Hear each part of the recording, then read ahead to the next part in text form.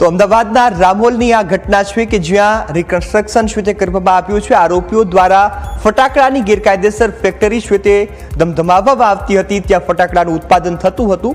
Licence તેમનું છે તે રદ થયા છતાં પણ આ પ્રકારની ગેરકાયદેસર પ્રવૃત્તિઓ કરવામાં આવતી હતી અને જ્યારે આખરે બ્લાસ્ટ થયો ત્યારે નિર્દોષ લોકોનો ભોગ લેવાયો છે।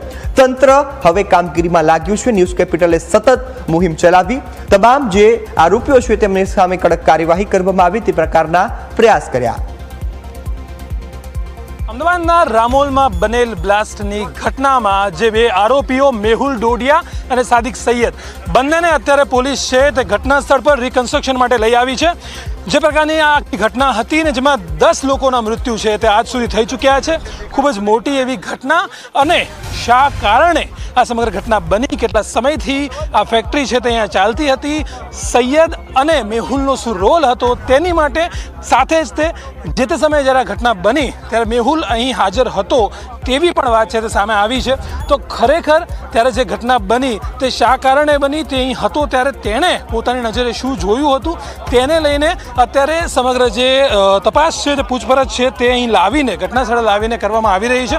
મહત્વનું છે કે આ રિકન્સ્ટ્રક્શન છે કે જેમાં બંને આરોપીઓની પાસેથી અત્યારે પૂછપરછ કરવામાં આવી રહી છે અને મુખ્ય કે બંને છે તે આ ફેક્ટરી ઘણા સમયથી ચલાવતા હતા।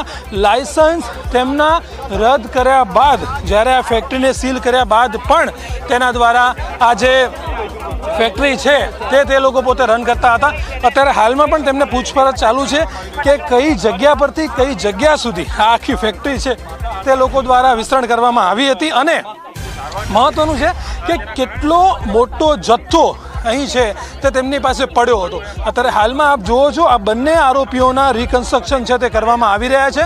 7 દિવસના રિમાન્ડ છે તે પણ બંને આરોપીઓને હાલમાં મળી ચૂક્યા છે। કેમેરામેન પટેલ સાથે મીર સોલંકી, ન્યૂઝ કેપિટલ, અમદાવાદ।